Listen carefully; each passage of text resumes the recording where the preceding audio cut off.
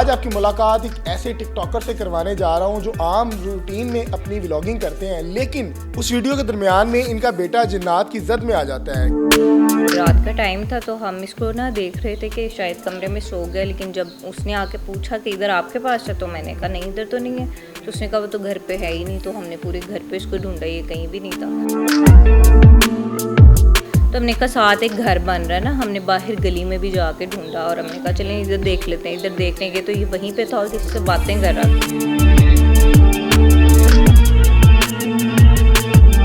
Recently एक vlog आया जिसमें अपनी खाला के साथ बड़ी बदतमीजी कर रहा है कि अपने घर जाएं। इसने ना उनके ऊपर गिरा दिया था गर्म पानी। दूसरा उसको कह रहा है कि निकलो हमारे घर से, और ये अपने से ये ऐसा कुछ नहीं बोल सकता, मतलब तमीज़दार बच्चा है, बड़ा इनोसेंट है।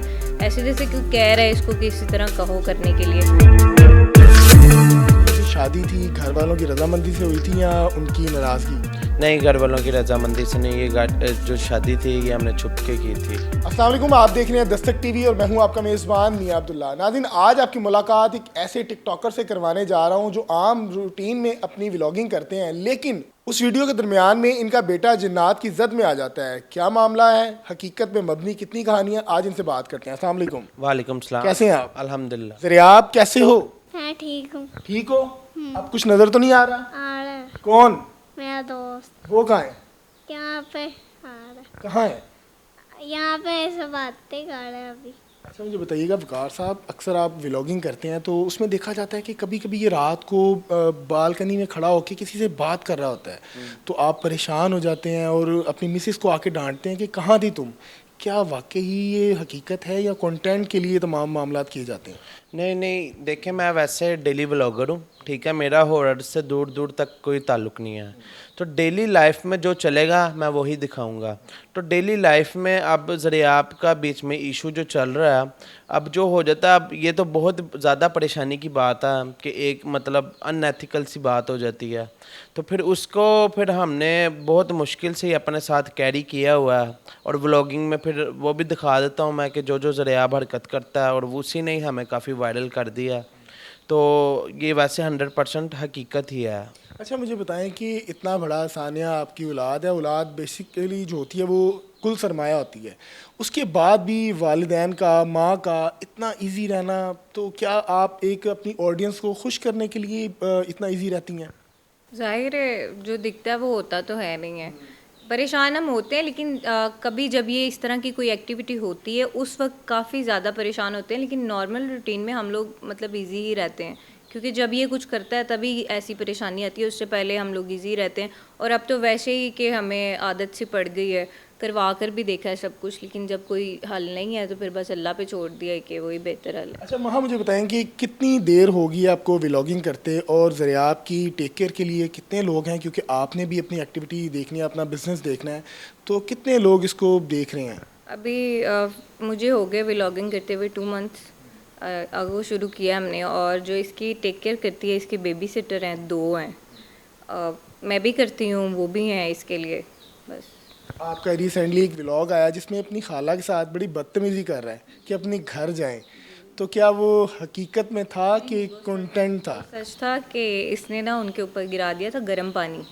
ये हम लोग बैठे हुए थे, वो सोई हुई थी, ये भाग के गया तो इसने शरारत की कि गर्म पानी उठाकर उसके ऊपर फेंक दिया, और उसका बाजू जल गया था।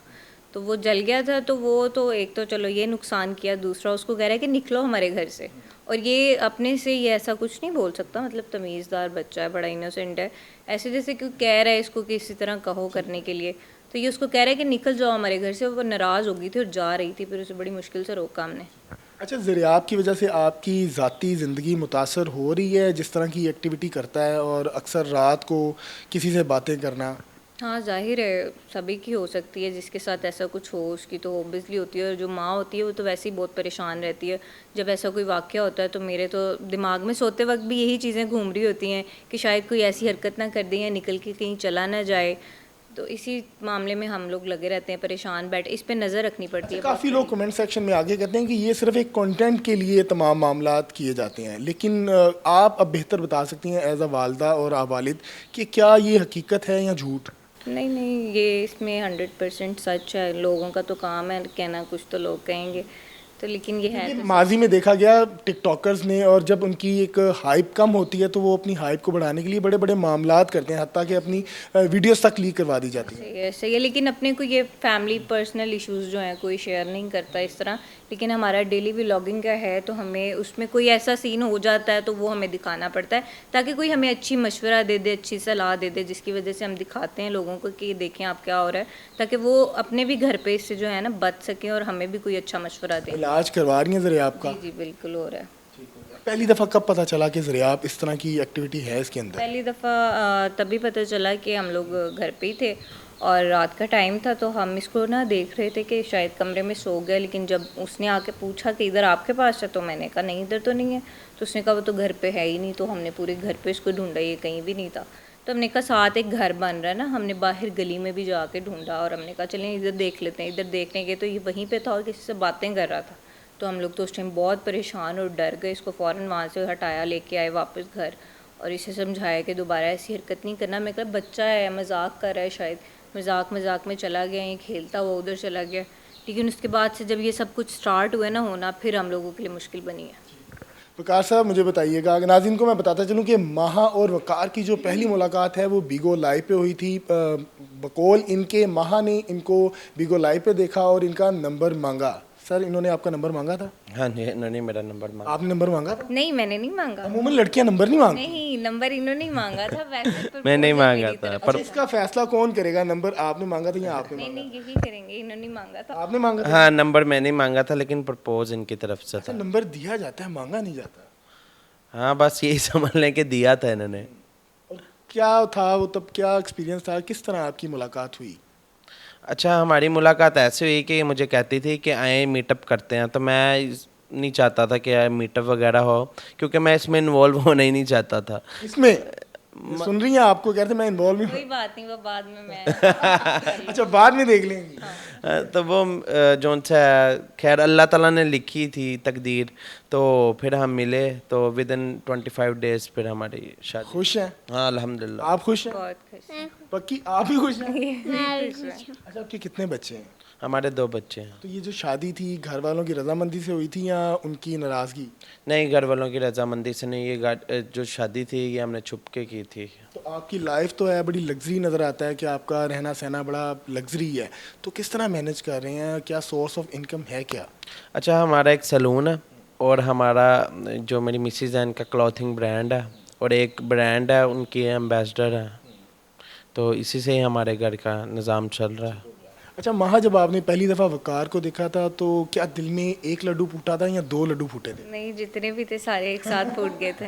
तो क्या आपने जब इनको प्रपोज किया तो क्या कहा आपने इनको? मैंने इनको प्रपोज किया तो पहले तो मैंने ऐसा कुछ नहीं किया, लेकिन जब हम लोग मिले उसके बाद ज़्यादा अट्रैक्शन हो गई, क्योंकि फिर मैंने कहा यार देखो कि हम रिलेशनशिप रखने से अच्छा है कि शादी कर लेते हैं, मैंने तो ऐसे नहीं रहना।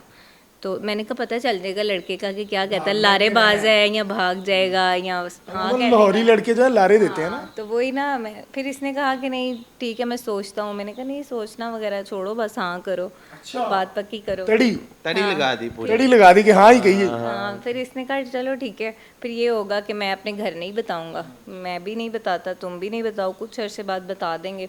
तो फिर वो है कि महीने के अंदर अंदर शादी हो गई थी, और शादी हुई तो उसके बाद इसके घर पे भी पता चल गया, मेरे घर पे भी खुद ब खुद पता चल गया। कैसे सुलह हुई? फिर ये ऐसे ही हुई कि उन्होंने इसके दोस्तों को बांध लिया। उन्होंने कहा कि मुझे बताओ मेरा बच्चा कहाँ है, तुम तब तक नहीं जा सकते जब तक बताओगे नहीं कि हमारा बेटा किधर है। अब वो इसको फ़ोन करें, इसका नंबर बंद है, वो मुझे करें मैं उठाऊँ ही ना। मैंने कहा आगे से पता नहीं अब्बा जी बोल पड़े। तो वो बस हुआ ये, फिर इसने खुद गया घर, इसने कहा कि हाँ ऐसे ऐसे मैंने शादी कर लिया। तो उन्होंने कहा कि चलो अब क्या कर सकते हैं, कर लिया तुमने तो फिर हमें मिलवाओ। तो फिर मैं उनसे मिली, फिर फंक्शन हुआ, फिर सब ने एक्सेप्ट कर लिया और सब खुशी खुशी। माँ मुझे लास्ट में बताइएगा कि प्रैंक्स तो पता होता है कि प्रैंक हो रहा है, आपका एक रिसेंटली प्रैंक अपलोड हुआ जिसमें दूसरी शादी कर लेते हैं, आपका रिएक्शन था वल्ला जो भी था। अच्छा मुझे बताएं, अगर रियलिटी में वकार साहब आपके सामने दूसरी शादी करके ले आते हैं आपकी सोतन को, तो क्या आपका रिएक्शन होगा? क्या माफ़ कर देंगी? चलें कोई बात नहीं, बच्चा है छोड़ दें, क्या करेंगे? उस टाइम तो माफ़ कर दूंगी, उसके बाद किसी चीज़ में जहर मिला के दे दूंगी। किसको? इनको इनका क्या कसूर है? इन्हीं का कसूर होगा। मासूम है। मैंने कहा है जाओगी शादी करो दूसरी।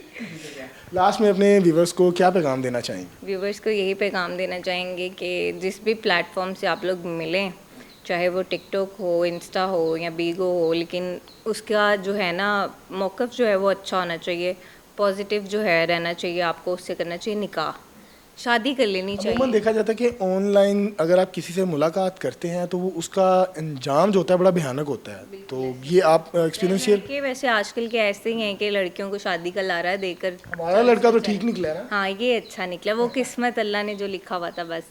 लेकिन यही पैगाम है कि अच्छे रास्ते पे जाएं, अच्छा सोचें। जी नाज़रीन, आपने महा और वकार की तमाम गुफ्तगू जानी और यकीनन ये अपनी लाइफ बड़ी अच्छी गुजार रहे हैं। और मेरी उन लड़कियों के लिए एक पैगाम है कि जो ऑनलाइन लड़कों के साथ बातचीत करती हैं, लाजमी नहीं है कि आपको सामने वाला जो शख्स है वो आपके लिए पॉजिटिव हो और आपके हक़ में बेहतर हो। खुदारा इस तरह की एक्टिविटी से और इस तरह के लोगों पर एतबार करने से गुरेज करें और कोशिश करें कि आप जो है अपने वालिद की, अपने वालदा की इज़्ज़त का ख्याल रखें और उनकी इज़्ज़त को पाया तकमील तक लेके चलें। मुझे दीजिएगा इजाज़त। अल्लाह हाफ़िज़।